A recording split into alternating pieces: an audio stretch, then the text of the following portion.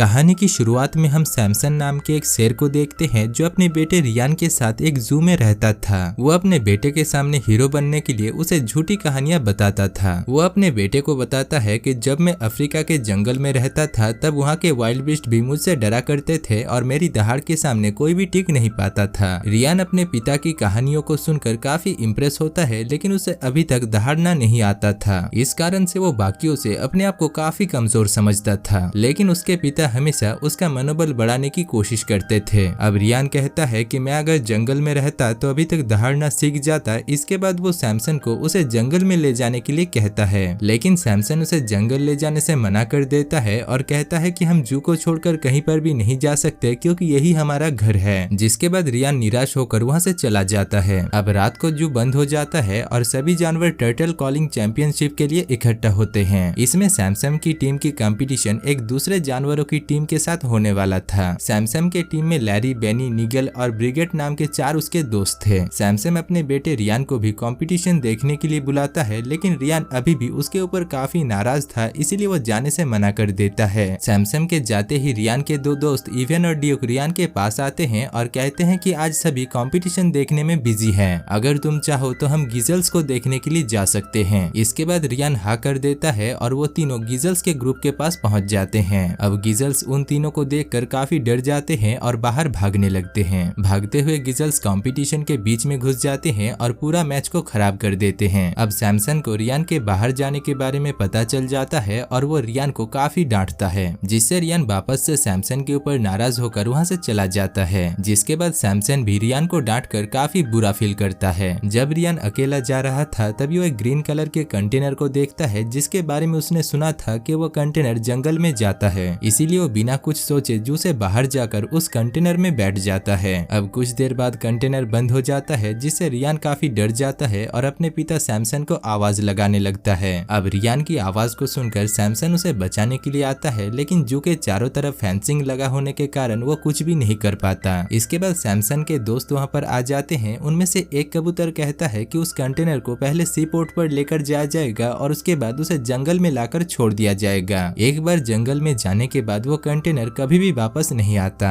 अब सैमसन अपने बेटे को बचाने के लिए जंगल में जाने का फैसला करता है और सैमसन के दोस्त भी उसके साथ जाने को कहते हैं, लेकिन सैमसन बेनी के अलावा किसी को भी अपने साथ जाने से मना कर देता है। इसके बाद वो एक कचरे के ट्रक में छुपकर जू से बाहर चले जाते हैं। सैमसन देखता है कि उसके बाकी के दोस्त भी उसी ट्रक में छुपकर वहाँ पर पहुँच चुके थे। ब्रिगेड के कारण बेनी ट्रक से बाहर गिर जाता है। अब ये देखकर सैमसन परेशान हो जाता है और बाकी के दोस्त उसे पूरे रास्ते में बात करके बोर कर देते हैं। कुछ समय बाद वो सभी न्यूयॉर्क शहर में पहुंच जाते हैं। तभी शहर के कुछ कुत्ते उन्हें देखकर भौंकने लगते हैं और उनके पीछे पड़ जाते हैं। सैमसन उनका सामना करने के बजाय वहां से भागने लगता है और भागते भागते वो एक शिविर में जाकर छुप जाता है। ब्रिगेड उससे पूछती है कि तुम उन कुत्तों से क्यों डर गए। सैमसन इस बात को नजरअंदाज कर देता है क्योंकि वो काफी डरपोक था। अब उन लोगों को उस शिविर में 2 मगरमच्छ दिख जाते हैं, जिनसे वो सभी डरने लगते हैं, लेकिन वो मगरमच्छ काफी फ्रेंडली थे, इसीलिए वो उन लोगों को नुकसान नहीं पहुंचाते। अब सैमसन उनसे समुद्र तक जाने का रास्ता पूछता है ताकि वो सी पोर्ट तक जा सके और रियान को बचा सके। जिसके बाद उससे रास्ता पूछकर सैमसन और उसके दोस्त सी पोर्ट तक पहुंच जाते हैं, लेकिन उनके पहुंचने से पहले ही रियान को एक कंटेनर के साथ जहाज में लोड कर दिया जाता है, जो कि अफ्रीका के जंगलों तक जाने वाला था। अब ये सब कुछ देखकर सैमसन एक नाव को अपने कब्जे में कर लेता है। वो सभी उस जहाज का पीछा करने लगते हैं, लेकिन थोड़ी देर बाद डायरेक्शन के बदल जाने के कारण वो रास्ते से भटक जाते हैं और वो जहाज काफी दूर चला जाता है। इतने में बेनी एक पक्षी के सहारे वहाँ पर आ जाता है और उसे जहाज के बारे में पता चल जाता है। सैमसन बेनी को देखकर बहुत खुश होता है और बेनी के बताए हुए रास्ते पर चलकर उस जहाज के पीछे अपने नाव को लेकर जाने लगता है। अब वो लोग समंदर को पार करके जंगल में पहुँच जाते हैं, जहाँ पर पहुँचकर वो लोग एक वोल्केनो को देखते हैं जो कि कभी भी फट सकता था। इसलिए उस जंगल के सभी जानवरों को कंटेनर में डाल करके दूसरे जगह पर लेकर जाया जा रहा था। इधर रियान कंटेनर से निकलकर जंगल की तरफ भागने लगता है, लेकिन सैमसन उसे देख लेता है और उसका पीछा करते हुए जंगल की तरफ जाने लगता है। लेकिन जंगल काफी बड़ा था, इसलिए सैमसन रियान को कहीं पर भी ढूंढ नहीं पाता। इसके बाद सैमसन को एक गिलहरी मिलती है, जिससे वो रियान के बारे में पूछता है। सैमसन और उसके बाकी सारे दोस्तों को काफी भूख लगी हुई थी, इसलिए उसके दोस्त उस गिलहरी को खाने को कहते हैं, लेकिन सैमसन ऐसा नहीं कर पाता और उस गिलहरी को वहाँ से जाने के लिए कहता है। इसके बाद सैमसन के दोस्त उस पर शक करते हैं और सैमसन उन्हें उन्हें बता देता है कि वो कभी भी जंगल में नहीं रहा है और वो अपने दोस्तों की हिफाजत करने के लायक नहीं है। ये कहने के बाद वो रियान को ढूंढने चला जाता है, लेकिन उसके दोस्त उसका साथ नहीं छोड़ते और उसके पीछे ही जाने लगते हैं। इसी बीच निगल उनसे बिछड़ जाता है और वो लोग अपने सामने दो वाइल्ड बीस्ट को देखते हैं जो बेनी पर अटैक करके लैरी और ब्रिगेड को पकड़ लेते हैं। दूसरी तरफ जब निगल की आंख खुलती है तब वो देखता है कि वाइल्ड बीस्ट उसे लेकर वोल्केनो केव के अंदर लेकर जा रहे थे, क्योंकि वो लोग उसी केव में रहते थे।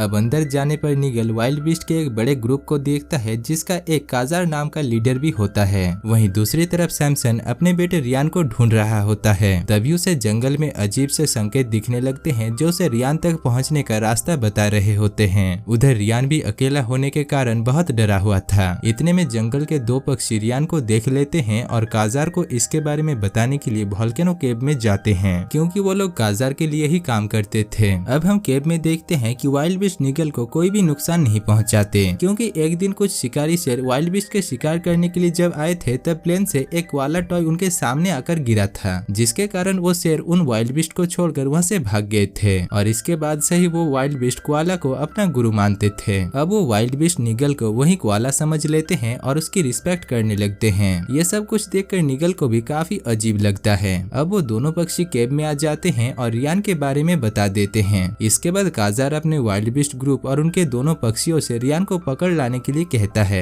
अब वो पक्षी रियान के ऊपर हमला करते हैं, तभी रियान अपने बचाव में चीखना शुरू कर देता है और वो देखता है कि वो अभी दहाड़ना सीख चुका है। रियान की दहाड़ सुनकर सैमसन वहाँ पर आ जाता है और वो पक्षी सैमसन को देखकर वहाँ से भाग जाते हैं, लेकिन इतने में ही वहाँ पर वो वाइल्ड बीस्ट उन्हें पकड़ने के लिए आ जाते हैं, जिस वजह से सैमसन रियान को लेकर वहाँ से भागने लगता है और फिर वो दोनों एक पेड़ पर जाकर चढ़ जाते हैं। अब रियान सैमसन से पूछता है कि आपने जैसे कहानियों में वाइल्ड बीस्ट का सामना किया था, आज वैसे सामना क्यों नहीं करते? जिसके बाद सैमसन को रियान को अपनी सच्चाई बताना पड़ता है। वो कहता है कि मैं तुम्हारी तरह ही एक सर्कस में पैदा हुआ था और बचपन में मुझे दहाड़ना भी नहीं आता था, लेकिन सैमसन के पिता बहुत स्ट्रिक्ट थे और उन्हें सैमसन पसंद नहीं था, इसीलिए उन्होंने सैमसन को जू में भिजवा दिया था। सैमसन ने अपनी बेइज्जती होने से बचने के लिए जू के सभी जानवर और अपने बेटे को झूठ कहानियां सुनाई कि वो अफ्रीका के जंगल से आया है। इसके बाद वो वाइल्ड बीस्ट उस पेड़ पर हमला कर देते हैं, जिसके कारण रियान नीचे गिर जाता है और सैमसन पेड़ के साथ दूसरी खाई में गिर जाता है और वो बेहोश हो जाता है। वहीं दूसरी तरफ वाइल्ड बीस्ट के अटैक से बेहोश हो चुका बेनी अब होश में आ चुका था। इसके बाद वो अपने सामने सैमसन को बेहोश पड़ा हुआ देखता है, जिससे वो काफी दुखी हो जाता है। अब सैमसन को थोड़ी देर में होश आ जाता है और वो बेनी को रियान को वाइल्ड बीस्ट के द्वारा पकड़े जाने की बात बताता है। सैमसन अपनी हिम्मत हार चुका था, लेकिन बेनी उसे अपने दोस्तों के साथ जाकर रियान को बचाने के लिए कहता है और सैमसन को उसकी ताकत का एहसास दिलाता है। बेनी की ये बात सुनकर सैमसन काफी मोटिवेट हो जाता है, लेकिन उन्हें वाइल्ड बीस्ट के ठिकाने के बारे में कुछ भी पता नहीं था। तभी सैमसन को वही पुराने संकेत नजर आने लगते हैं, जिसके सहारे वो वाइल्ड बीस्ट के केव तक पहुंच जाता है। अब सैमसन को पता चलता है कि जो संकेत उसे दिखाई दे रहे थे वो असल में कैमिलियन का एक ग्रुप था, जो किसी भी कलर में ब्लेंड होकर उसे कलरफुल या फिर गायब कर सकते थे। ये देखने के बाद सैमसन को एक आइडिया आता है और वो केव के अंदर जाने के लिए उन कैमिलियन का सहारा लेता है। दूसरी तरफ केव में पकड़कर लाने के बाद रियान अपने दोस्त लैरी और ब्रिगेड से मिलता है, जिसके बाद वो वाइल्ड बीस्ट उन तीनों को निगल के सामने लेकर जाते हैं। इनको देखने के बाद भी निगल वाइल्ड बीस्ट को अपनी सच्चाई नहीं बताता और वो उनका गुरु होने का नाटक करता है, क्योंकि अगर वाइल्ड बीस्ट को उसके बारे में पता चल जाता है तो वो निगल को भी जान से मार डालेंगे। अब निगल अचानक हवा में उड़ने लगता है, जिसको देखकर वाइल्ड बीस्ट को लगता है कि उनके गुरु के पास सच में कुछ पावर्स है। जिसके बाद बेनी उन तीनों को ले जाने के लिए आता है, लेकिन इतने में ही वाइल्ड बीस्ट को पता चल जाता है कि वो सैमसन है जिसने कैमिलियन की मदद से गायब होकर निगल को उठाया हुआ है। अब रियान जब अपने पिता को जिंदा देखता है तो वो भी भागने के बजाय उनसे मिलने के लिए आ जाता है, जिसके बाद वो सभी वाइल्ड बीस्ट उन सभी के ऊपर हमला करने के लिए तैयार हो जाते हैं। लेकिन तभी सैमसन उनके लीडर काजा का डटकर सामना करता है, लेकिन काजा भारी पड़ने लगता है, जिसको देखकर सैमसन के दोस्त भी उसकी मदद करने लगते हैं और सैमसन काजा को हरा देता है। इसके बाद काजा अपने ग्रुप को सैमसन और उसके साथियों पर अटैक करने के लिए कहता है, लेकिन वो सभी वाइल्ड बीस्ट काजा को अपना लीडर मानने से मना कर देते हैं और सैमसन पर अटैक नहीं करते। इसके बाद काजार खुद ही सैमसन पर अटैक करने के लिए आता है, लेकिन तभी रियान की बात सुनकर सैमसन इतनी जोर से दहाड़ता है कि काजार वहीं पर ही डर जाता है। उधर तब तक उस वोल्केनो में भी ब्लास्ट होना शुरू हो गया था, जिस वजह से सैमसन अपने सभी दोस्त और बाकी सारे वाइल्ड बीस्ट को भी एक नाव में बैठाकर उस जंगल को छोड़कर न्यूयॉर्क की तरफ जाने लगता है और और दोस्तों इसी के साथ ही इस मजेदार मूवी की कहानी खत्म हो जाती है।